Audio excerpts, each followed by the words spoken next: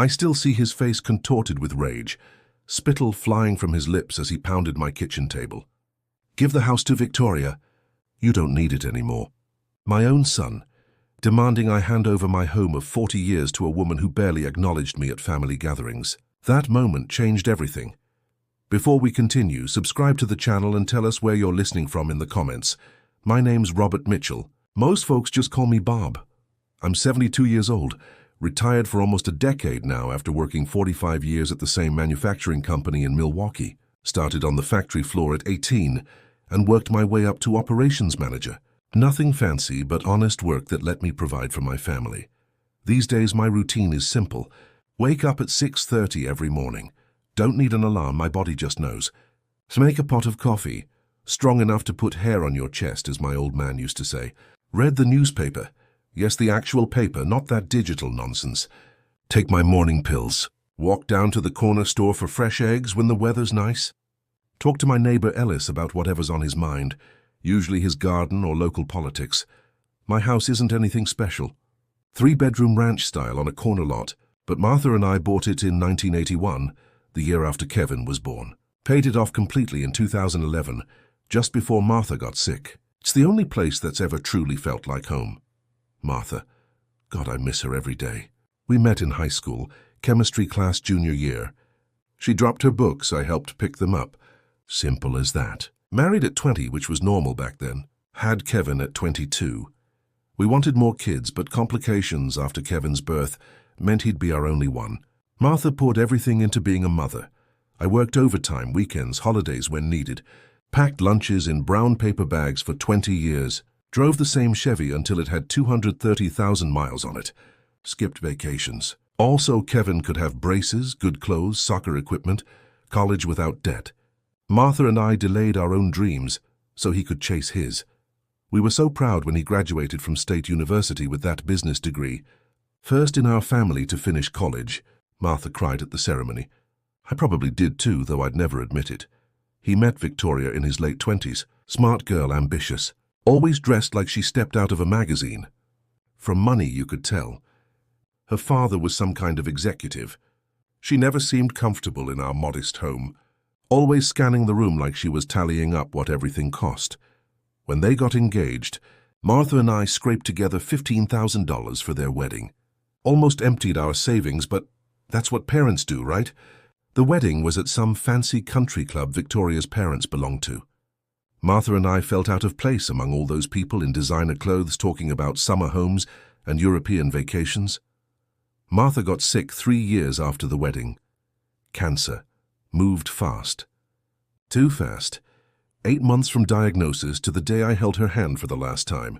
Kevin visited twice during those months. Said he was busy with work. Victoria came once, stayed for an hour, complained about the hospital parking. I was alone for the first time in 42 years. The silence in the house was deafening. I'd talk out loud sometimes just to hear a human voice. Slept on the couch for months because I couldn't bear our empty bed. Kevin called less and less. When he did, it was always brief. They were doing well, promotions, a new car, vacations.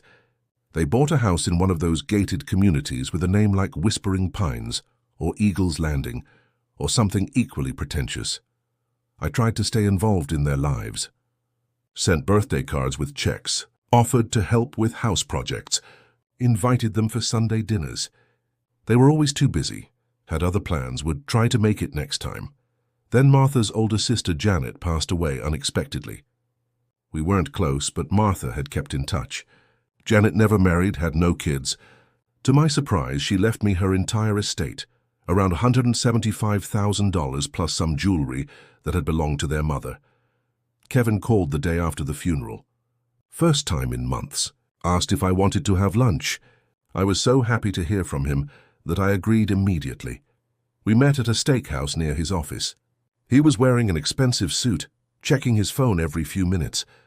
The conversation was strained until he cleared his throat and put on what I recognized as his business face. "Dad," he said, leaning forward, "Victoria and I have been thinking. That house is too big for just you. All those stairs, the yard work. You're not getting any younger." I nodded, thinking he was concerned about my well-being. How wrong I was.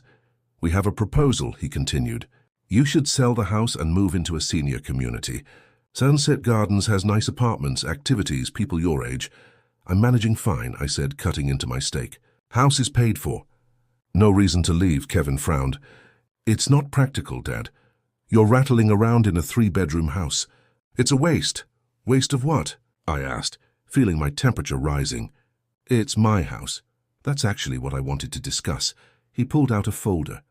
We found a perfect condo for you. 1-bedroom, 1st floor, maintenance included. We can handle the paperwork. I put my fork down. And what happens to my house in this scenario? He wouldn't look me in the eye.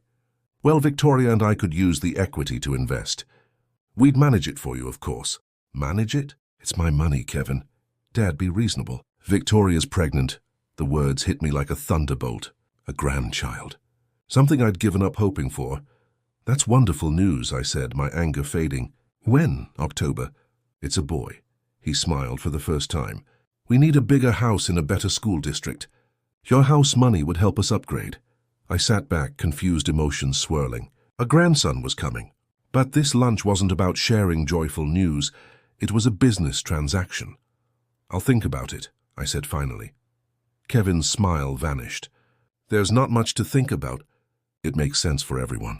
Victoria's already looking at houses. I said I'll think about it. The lunch ended awkwardly. I went home and sat in Martha's old rocking chair, trying to imagine what she would say. I could almost hear her voice. That's still our home, Bobby, the place we made our memories. 2 days later, Kevin and Victoria showed up unannounced. I was in the backyard tending to Martha's rose bushes when their BMW pulled into the driveway. Victoria stayed in the car while Kevin marched across the lawn. Have you made a decision? He demanded without even a hello. About what? The house, Dad. We need an answer. There's a property Victoria loves, but we need to move quickly. I straightened up, wiping soil from my hands. I'm not selling, Kevin. This is my home. His face darkened. You're being selfish. You don't need this place. Selfish? This house holds 40 years of my life with your mother. Mum's gone, Dad. She's been gone for years. You need to move on. The casual cruelty of those words stung worse than a slap. Your mother may be gone, but I'm still here. And this is still my house. Victoria honked the car horn impatiently. Kevin glanced back at her, then turned to me with renewed determination. You got money from Aunt Janet. We know you did. If you won't sell, at least give us a loan for the down payment. 30,000 should do it. I blinked in surprise. How do you know about Janet's money? Does it matter? You're sitting on a pile of cash while your son, your only child, needs help. I helped you with college. I helped with your wedding. I offered to help with the house you have now, but you said you didn't need my handouts, remember? Kevin's jaw tightened. This is different. We're talking about your grandson's future. The grandson you just told me about is part of a sales pitch. His face flushed red. You know what? Forget it. We'll figure it out ourselves. He started walking back to the car, then turned. Victoria was right about you. You're just a bitter old man who can't stand to see others happy. They drove away, leaving me standing among Martha's roses, shaking with anger and hurt. 3 weeks passed without a word from Kevin. I tried to focus on my routine, coffee, newspaper walks, but the confrontation haunted me. Had I been unreasonable? Was I holding on to the house out of stubbornness? Then came the letter from First Capital Bank. They were pleased to inform me that my home equity loan application was being processed. The only problem? I hadn't applied for any loan. I called the bank immediately. After verifying my identity, the loan officer explained that someone had submitted an online application using my personal information, social security number, birth date, everything. They were requesting $50,000 against my house. Can you tell me who submitted this application? I asked, my hand gripping the phone so hard my knuckles turned white. I'm afraid that's confidential information, Mr. Mitchell.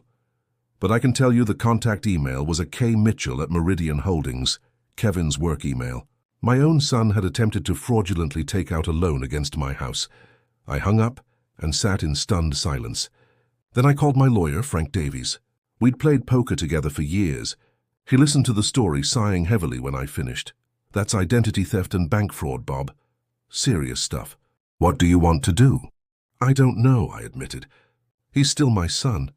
A son who tried to steal $50,000 from you, Frank pointed out. Look, I'll help you put a credit freeze in place immediately. That'll prevent any more loan applications. But you need to think about pressing charges.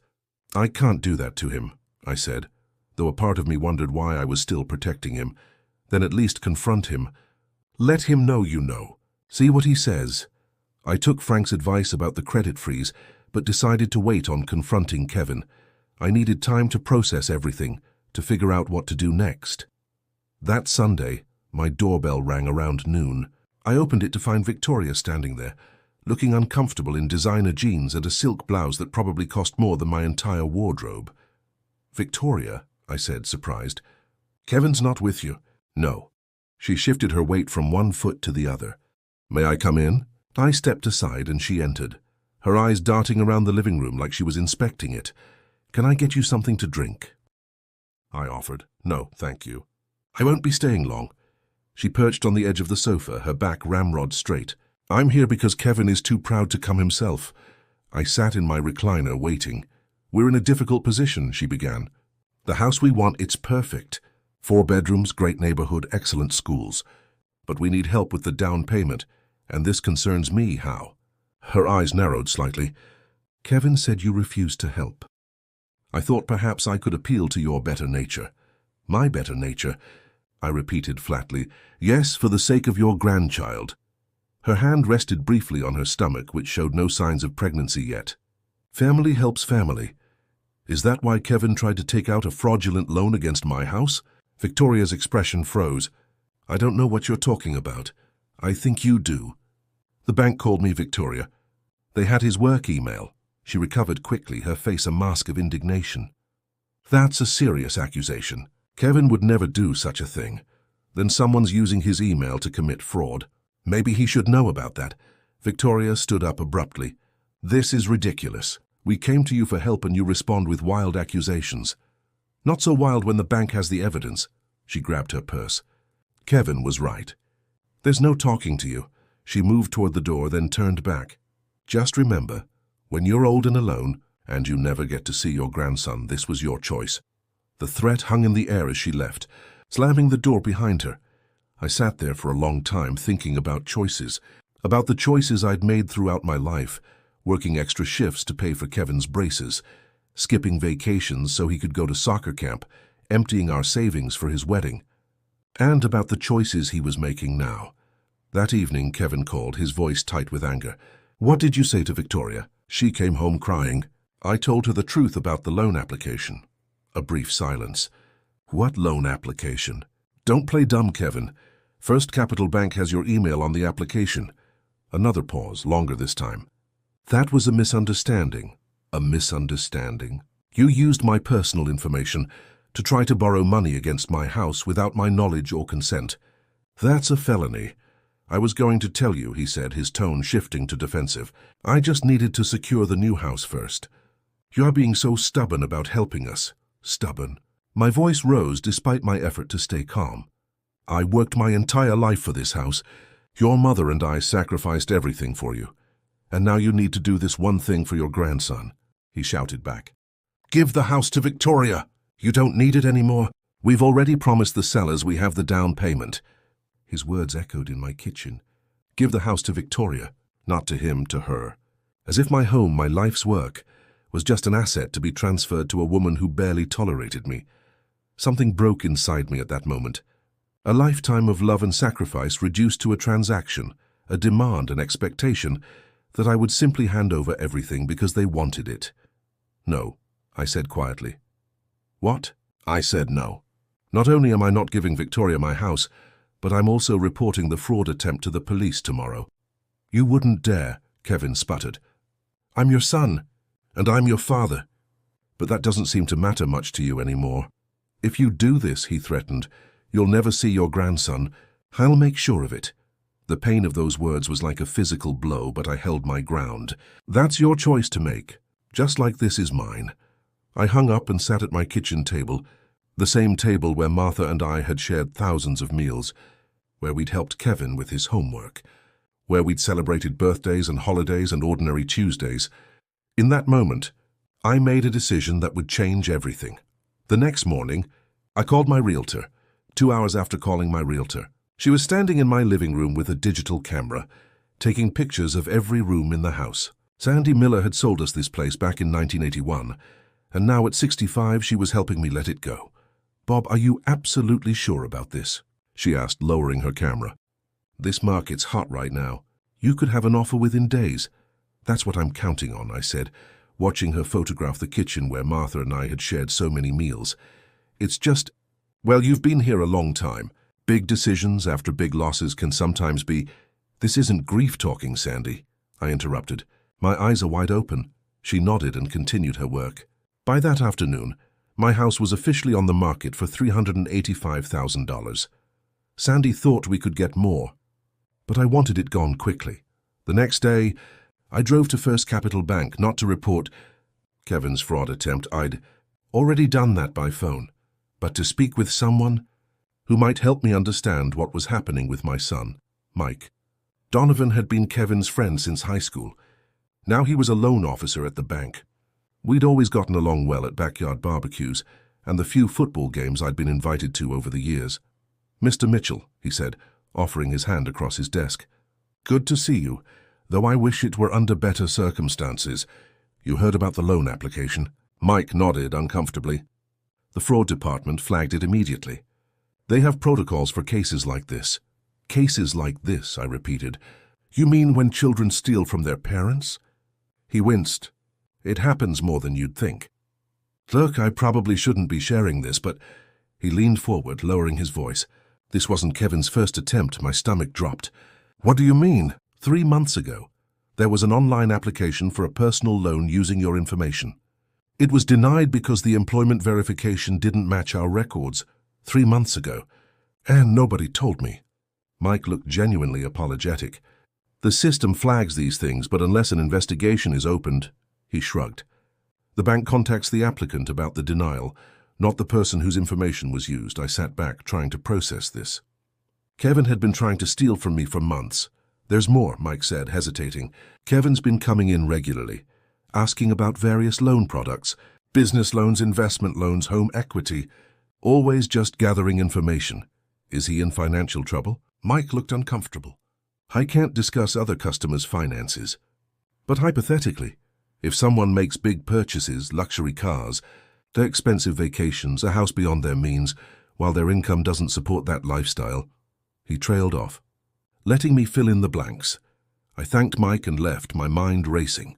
In the parking lot, I sat in my car for a long time, connecting dots I'd been too blind to see.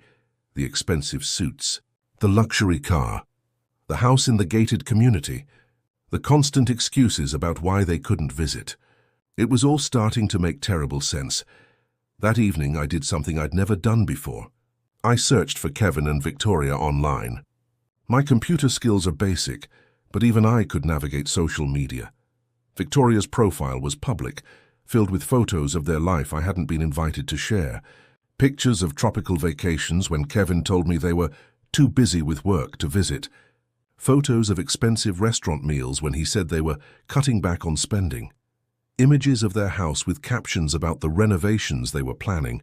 There were no baby announcements, no ultrasound photos, no pregnancy updates. I scrolled back through months of posts. Victoria in a bikini on a beach 3 weeks ago, her stomach perfectly flat. Victoria drinking champagne at a charity gala 2 months ago. No pregnancy. No grandson. The realization hit me like a physical blow. They had lied about the pregnancy to manipulate me. I shut my laptop and walked to the window, looking out at Martha's rose garden in the fading light. "What would you do, Martha?" I whispered, but I already knew. Martha had always seen people more clearly than I did, especially our son. "He's just like my brother," she'd said once when Kevin was a teenager, after he'd lied about where he'd been. "Charming, but he'll say whatever gets him what he wants." I'd defended him then. "He's just finding his way." Martha had given me that look, the one that said she loved me for my optimism, but wasn't going to argue with my blindness. The house received 5 offers in the first 2 days.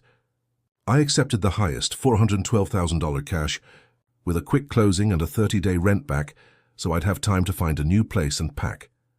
I didn't tell Kevin. Let him find out when it was too late to stop it. Instead, I called Frank, my lawyer, and scheduled an appointment to update my will. If Kevin was willing to commit fraud against me, I couldn't trust that he wouldn't try to challenge my will after I was gone. When I arrived at Frank's office, he greeted me with concern. "Bob, I heard about what happened with the loan application. Are you doing okay?" "Better than expected," I said. "I'm selling the house." Frank's eyebrows shot up. "That's a big move." "It's just a house, Frank. What I need now is to protect whatever's left after I'm gone." Frank nodded and pulled out a legal pad. "What changes do you want to make?" "I want to remove Kevin as my beneficiary, completely." Frank's pen paused over the paper. "Bob, are you sure?" "Disinheriting your only child is a significant step." "I'm aware. But he's made his choices, and now I'm making mine. May I ask what you want to do with your estate instead?" I hadn't thought that far ahead. Who would get my money when I was gone? "I had no other children, no close relatives. What about a charity?" Frank suggested. "Or a scholarship fund? Something meaningful to you and Martha." "Martha, of course. The cancer center that treated Martha," I said. "They have a research foundation. And maybe something for the community college, where I took night classes to get my management certification." Frank made notes, nodding. "Both excellent choices. We should also include some specific language to address potential challenges to the will." "You mean when Kevin tries to contest it?" "It's a possibility we should prepare for. I'll draft something that makes your intentions absolutely clear and documents the reasons for your decision." As Frank worked through the legal details, I felt a strange lightness. For decades, I'd carried the weight of providing for Kevin's future, saving for his education, his wedding, worrying if I'd left enough for him after I was gone. Now that burden was lifting. "There's one more thing," I said as Frank finished his notes. "I want to donate Martha's jewelry to the Historical Society Museum. She always loved their Victorian collection." Frank smiled. "She had good taste." "The best," I agreed. That night, I slept better than I had in months. Decisions had been made. Actions were in motion. The future was uncertain, but it was mine to shape. The peace lasted exactly 3 days. I was in the backyard, packing up my gardening tools, when a car screeched into my driveway. Doors slammed, followed by pounding on my front door.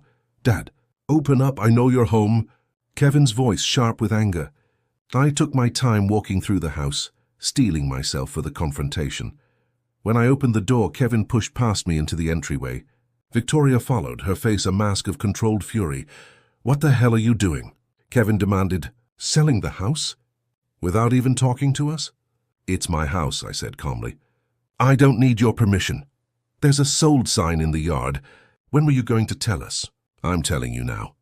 Victoria stepped forward, her designer purse clutched like a weapon. "This is completely irresponsible." "What about our plans?" "Your plans for my house were never my plans," I said.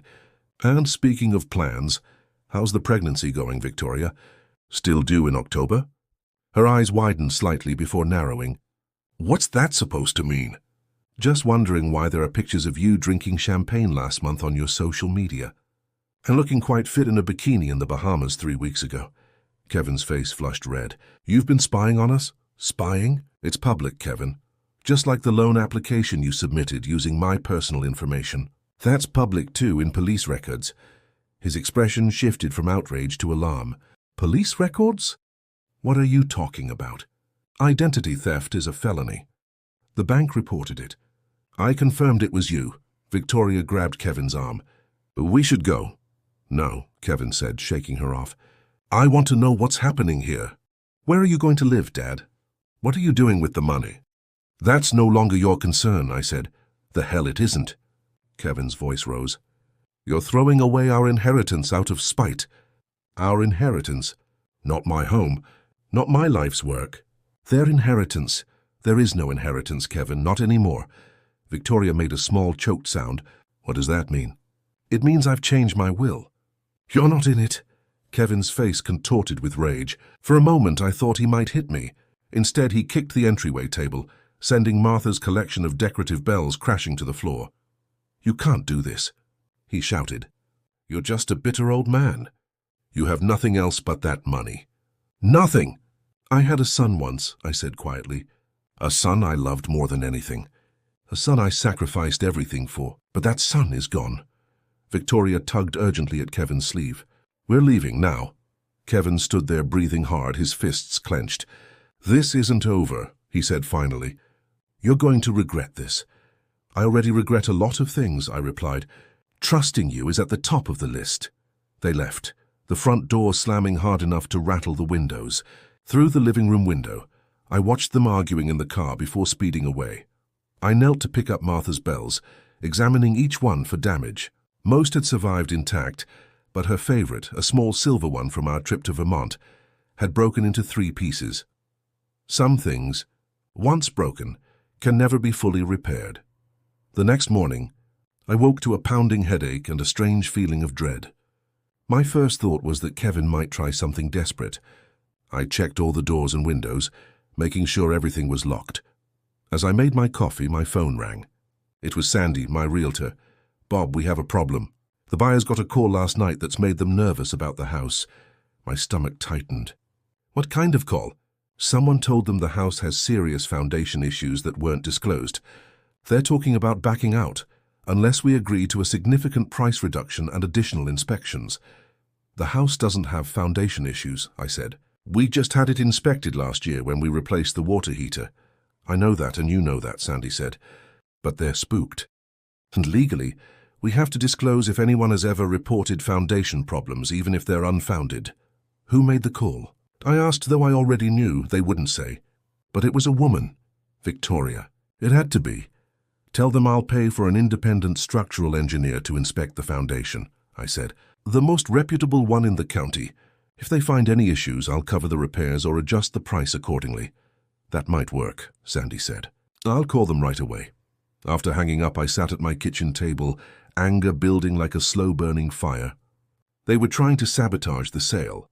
If they couldn't have the house, they'd make sure I got as little as possible for it. I called Frank immediately.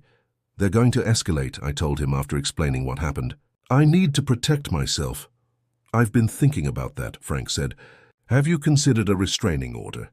That loan fraud attempt, combined with the clear attempt to interfere with your home sale, might be enough." "A restraining order against my own son," I said, the words tasting bitter. "Bob, I've known you for 30 years. You're one of the most patient, forgiving men I've ever met. If you've reached this point, there's a reason. Trust your instincts." My instincts were screaming that this was just the beginning. That afternoon, I went to the bank to discuss what to do with the proceeds from the house sale. As I left the building, I spotted a familiar BMW in the parking lot. Kevin was inside the bank. Instead of confronting him, I drove to the small cafe across the street and watched. 20 minutes later, Kevin emerged with an older man in an expensive suit, the bank manager, Harold Wilson. They shook hands before Kevin got in his car and drove away. I waited a few minutes, then returned to the bank and asked to see Harold. "We'd known each other casually for years, Bob," he said, looking uncomfortable as I entered his office. "Twice in one day. What can I help you with?" "I just saw my son leaving. I'm curious what he wanted." Harold shifted in his chair. "You know I can't discuss other customers' business, even when that business might involve me." His expression told me everything. "Bob, I think you should know that we take our customers' privacy and security very seriously. Any attempt to access accounts without proper authorization would be immediately flagged and reported. So he was trying to access my accounts." Harold said nothing, but his silence was confirmation enough. "Thank you," I said, standing to leave. That's all I needed to know. I drove home in a daze, my mind struggling to process this new betrayal. Kevin had gone from trying to take out fraudulent loans in my name to attempting to directly access my accounts. How far would he go? The answer came 3 days later. I woke to the sound of breaking glass. It was just after 2 a.m. Someone was in the house, moving as quietly as I could. I grabbed the baseball bat I'd started keeping beside my bed and called 911. The dispatcher told me to stay put until officers arrived, but then I heard footsteps approaching my bedroom. The door swung open. A figure stood silhouetted in the doorway. "Kevin?" I said, recognizing my son's outline. He stepped into the room, his movements jerky and uncoordinated. "Where is it?" he demanded, his words slurring slightly. "Where's what?" "Kevin, what are you doing here?" "The will." "The new will? Where are you keeping it?" He stumbled forward and I caught the smell of alcohol. "It's not here," I said, keeping the bat visible. "It's with my lawyer." "Kevin, you're drunk. You need to leave before the police get here." "Police?" He laughed bitterly. You called the police on your own son? That's perfect. Just perfect. You broke into my house in the middle of the night. It should be my house, he shouted, slamming his hand against the wall. Everything you have should be mine. I'm your son, your only son. Being my son doesn't entitle you to my property, I said, keeping my voice steady. Ted should have entitled me to your respect. He lurched toward me and I raised the bat instinctively. He stopped, staring at me with bloodshot eyes. You'd hit me? He asked, sounding more hurt than angry. Your own son? I don't know who you are anymore, I said truthfully. The son I raised wouldn't try to steal from his father. Sirens wailed in the distance, growing louder. You need to go, I said, now, before they get here. For a moment I thought he might refuse. Then his shoulders slumped. This isn't over, he muttered, backing toward the door. It is for me, I replied. I heard the front door open and close, followed by a car starting and speeding away. Moments later, police lights flashed through my windows. I gave the officers a statement, but didn't press charges. I couldn't bring myself to have my son arrested, despite everything. But I did tell them about the pattern of financial fraud attempts and the restraining order I was planning to file. The next morning, as the sun rose over Martha's rose garden one last time, I made a decision. I couldn't stay in town, not with Kevin escalating like this. I needed a fresh start somewhere far away. I called Frank and asked him to expedite the restraining order. Then I contacted Sandy to see if the buyers would consider letting me move out earlier than planned. Finally, I reached out to my old friend, Dave in Florida, who had been inviting me to visit for years. Dave, I said when he answered, remember that guest house you mentioned? Is it still available? For you? Any time, Bob. What's going on? It's a long story, I said, watching a cardinal land on Martha's bird feeder outside the window. But I need to disappear for a while. There was a brief silence before Dave responded, Whatever you need, buddy. The place is yours for as long as you want it. I hung up and began packing 60 years of life into boxes, deciding what to keep and what to leave behind. The house, that had been my home for 40 years, would belong to someone else soon. My son, the person I'd sacrificed everything for, had become a stranger who would do anything to take what was mine. But as I carefully wrapped Martha's remaining bells in bubble wrap, I realized something important. Kevin hadn't destroyed me. He'd set me free. For decades, I'd lived for other people, working jobs I didn't love to provide for my family, staying in the same town to be available when needed, maintaining a house full of memories because it was expected of me. Now, at 72, I was finally going to live for myself. The restraining order was approved the next day. Kevin and Victoria could no longer legally contact me or come within 500 feet of me. The structural engineer's report came back clean, no foundation issues whatsoever, and the sale was proceeding as planned. I was packing Martha's photo albums when the doorbell rang. Through the peephole, I saw Victoria standing on my porch alone, looking uncharacteristically disheveled. I opened the door, but remained in the doorway, blocking entry. You're violating the restraining order, I said. I should call the police. Please, she said, her voice cracking. Just 5 minutes. Against my better judgment, I stepped aside to let her in. Victoria had always been immaculately put together. Designer clothes, perfect makeup, not a hair out of place. The woman standing in my living room now looked like she'd aged 10 years in a week. Her eyes were red-rimmed, her clothes wrinkled. Kevin doesn't know I'm here, she said, perching on the edge of the sofa. He'd be furious if he found out. What do you want, Victoria? She took a deep breath. The truth is, we're broke, completely broke. What? The house, the car, the vacations. It's all financed. Kevin's been juggling credit cards and loans for years, trying to maintain the lifestyle he thinks we deserve. She twisted her wedding ring nervously. The pregnancy was a lie. We thought if you believed you had a grandson coming, you'd help us. The confirmation of what I'd already suspected still hurt. Why are you telling me this now? Because it's over, she said, tears spilling down her cheeks. The bank is foreclosing on our house. Kevin's company is investigating him for expense account fraud. And now with the restraining order. She shook her head. Everything's falling apart. "I'm sorry for your troubles," I said, not unkindly. "But I don't see how this involves me anymore." Victoria looked up, desperation in her eyes. "I know we have no right to ask anything of you, but could you at least talk to Kevin? He's spiraling. I'm afraid of what he might do. I thought of my son breaking into my house, demanding my will, trying to access my bank accounts. I thought of the lies, the manipulation, the fraud attempts, and I realized that helping him now would only enable more of the same behavior. I can't do that," I said. "Kevin needs to face the consequences of his choices. We all do." "He'll lose everything," Victoria whispered. "Sometimes that's what it takes to find yourself," I replied. Victoria left shortly after, walking down my driveway with slumped shoulders. I watched her get into her luxury car, probably soon to be repossessed, and drive away. As the tail lights disappeared around the corner, I felt a complex mixture of emotions. Sadness for the son I'd lost, relief that the truth was finally out in the open, regret for the years of enabling that had contributed to Kevin's sense of entitlement. But mostly, I felt ready to close this chapter and begin a new one. The next morning I woke before dawn and walked through each room of the house, saying goodbye to the walls that had witnessed my life with Martha, our years raising Kevin, the quiet decade after Martha's passing.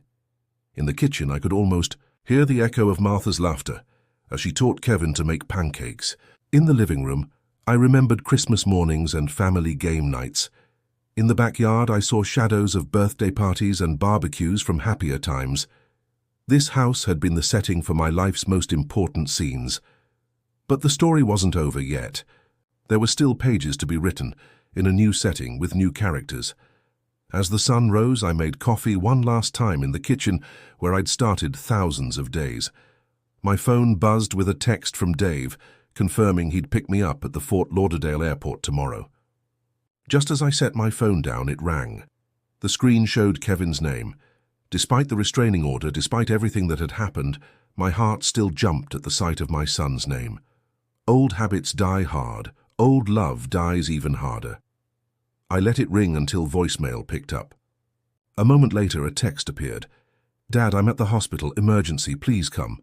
I stared at the text message for a long time. "Dad, I'm at the hospital. Emergency. Please come." Part of me, the part that had changed diapers, taught bicycle, riding and cheered at graduation, wanted to rush out the door immediately. But the wiser part remembered the broken loan application, the lies about pregnancy, the break-in. I called the police department to report the restraining order violation. Officer Reyes, who'd handled my previous report, answered. "It's a common tactic, mister." "Sir Mitchell," she said after I explained the situation, "using a medical emergency to circumvent a restraining order. We see it a lot. So what should I do? Do not respond or go to the hospital. That's exactly what he wants. I can send an officer to check if he's actually there." "Would you? I'd appreciate knowing." Of course, which hospital did he claim to be at? I realized I didn't know. The text just said, "the hospital." In a city with 4 major medical centers, that was strangely vague for a genuine emergency. While waiting for Officer Reyes to call back, I continued packing. Martha's china wrapped in newspaper, photo albums in plastic bins. Each item sparked memories, some happy, some painful, all part of a life that was ending so another could begin. My phone rang 30 minutes later. Officer Reyes sounded unsurprised. We checked all 4 hospitals. No Kevin Mitchell registered at any of them. "He lied," I said, though I'd expected as much. "Yes, sir. And that's another violation of the restraining order.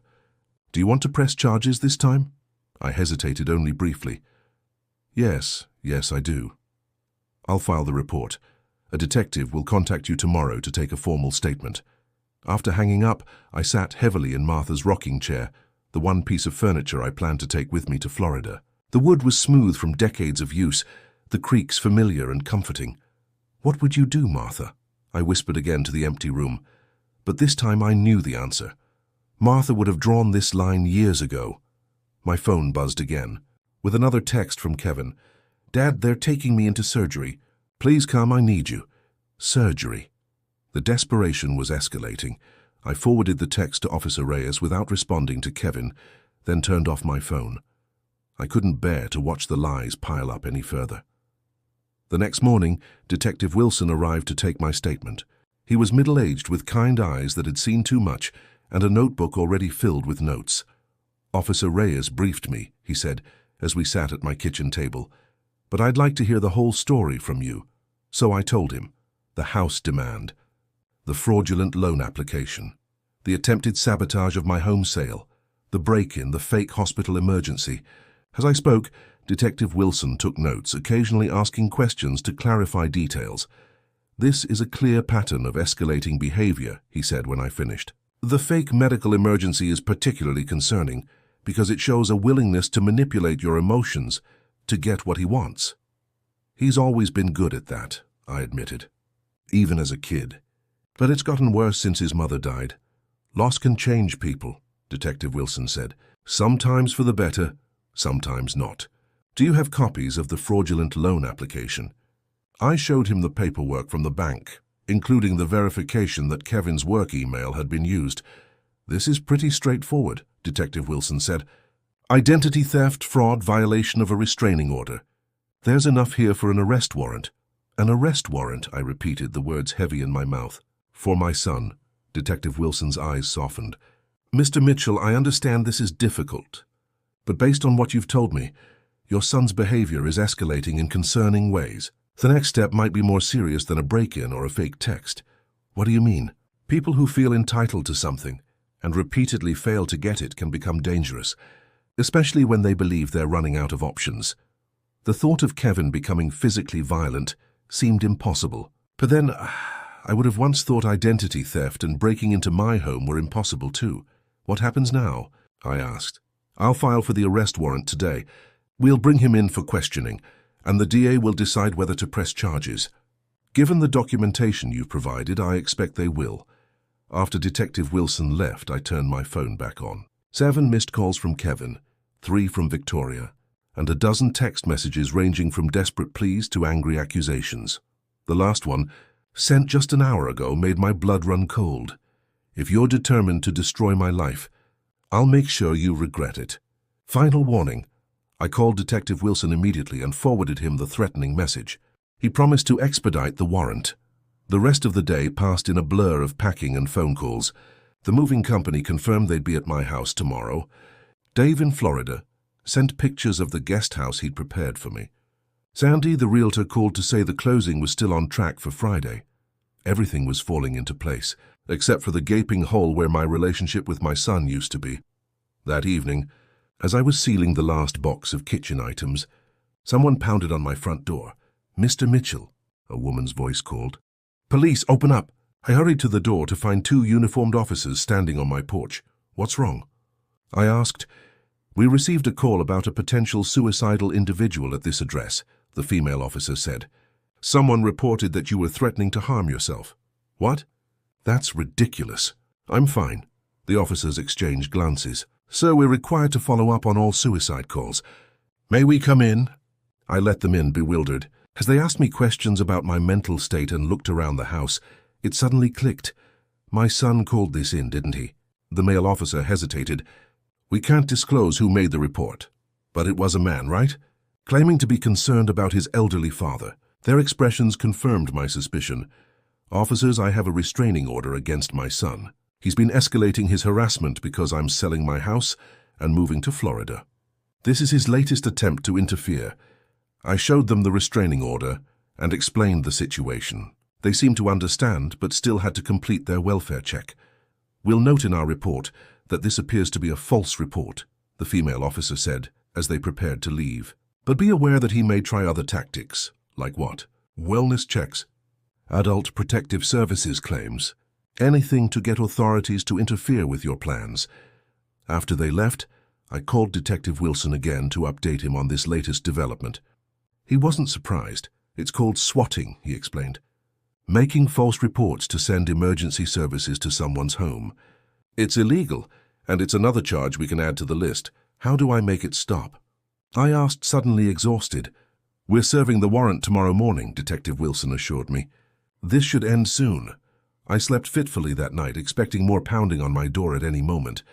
But morning came without incident. The movers arrived at 9 a.m. and began loading my belongings into their truck. Martha's rocking chair, her bells carefully wrapped and boxed, my clothes, books, and the few pieces of furniture I was taking with me. Everything else would go to a charity thrift store. At 11:27 a.m. my phone rang. Detective Wilson. Mr. Mitchell, we've taken your son into custody. He's being processed now. My heart constricted. What happens next? He'll have a bail hearing this afternoon. Given the nature of the charges and the escalating pattern of harassment, the prosecutor will request bail be denied, but that's up to the judge. Will I need to testify? Eventually, yes, but not today. We'll keep you informed. I thanked him and hung up, feeling hollow. My son was in jail. Because of me. No, because of his choices. I had to keep reminding myself of that distinction. The movers finished loading the truck around 2 p.m. I did one final walkthrough of the empty house, my footsteps echoing on the hardwood floors. In the kitchen, I could almost hear Martha humming as she cooked Sunday dinner. In the living room, phantom laughter from Christmas mornings long past. In Kevin's old bedroom, now stripped bare, I remembered tucking him in, reading bedtime stories, checking for monsters under the bed. I checked for monsters under your bed, I whispered to the empty room, but I never thought to look for the ones growing inside you. My phone rang again. An unfamiliar number. Mr. Mitchell? This is Janet Owens. I'm the public defender assigned to your son's case. Yes? I said cautiously. I'm calling because your son has asked me to convey a message. He wants to meet with you. That's not possible. There's a restraining order. Yes, I'm aware, but there can be exceptions for court-supervised meetings. Would you be willing to speak with him before his formal arraignment tomorrow morning? I hesitated. What was there left to say? Ms. Owens, has my son admitted what he did? A pause. He has his own version of events. I'm sure he does. But the facts are the facts. Bank records, security footage, text messages. Those don't lie. Mr. Mitchell, I understand your frustration, but he's facing serious charges. This could mean prison time. Prison. The word landed like a boulder in my chest. What time tomorrow? I asked finally. DM at the courthouse. Room 204. A bailiff will be present the entire time. I'll be there. After hanging up, I called Frank to let him know what was happening. He offered to accompany me to the meeting, which I gratefully accepted. That night, in a hotel room surrounded by suitcases, I tried to prepare for facing my son. What would I say? What could I say to someone who had tried so hard to hurt me? Someone I had once loved more than my own life? Morning came too quickly. Frank picked me up at 8:30, his presence reassuring as we drove to the courthouse. Room 204 was small and sparse. A table, 4 chairs, bare walls. Kevin was already there when we entered, dressed in an orange jumpsuit, his hands cuffed in front of him. A uniformed bailiff stood by the door. Kevin looked terrible. Unshaven, dark circles under his eyes, hair unwashed. Nothing like the polished businessman who had demanded my house. Dad, he said, his voice cracking. Thank you for coming. Frank and I sat across from him. Up close, I could see that Kevin had been crying. Kevin, I acknowledged. This is Frank Davies, my attorney. Kevin glanced at Frank, then back at me. I didn't think you'd bring a lawyer, and I didn't think you'd commit identity theft, but here we are. Kevin flinched. I can explain. Can you? I interrupted. Can you explain the fraudulent loan? The break-in? The fake hospital emergency? The false police report? I was desperate, he whispered. Victoria left me. That stopped me cold. What? After you filed the restraining order. She said I'd ruined everything. That she couldn't be with a loser who couldn't even manage his own father. He gave a bitter laugh. Turns out she was already seeing someone else, her boss. Probably has been for months. I'm sorry to hear that, I said, and meant it. But that doesn't excuse what you did. I know, Kevin said, surprising me. I know it doesn't. I wanted you to understand. After Mom died, everything fell apart. I felt like I had to show everyone I was successful, that I could take care of Victoria the way she deserved. By living beyond your means and then trying to steal from me. Kevin looked down at his cuffed hands. I didn't see it as stealing. Not really. I just thought, you're my father. Everything you have would be mine eventually anyway. I was just advancing the timeline. The entitled logic was breathtaking. Kevin, that house wasn't just a building. It was everything your mother and I worked for. It was our life together. And you treated it like an ATM. I know, he said again. Victoria kept pushing for more. The bigger house, the better car, vacations like her friends took.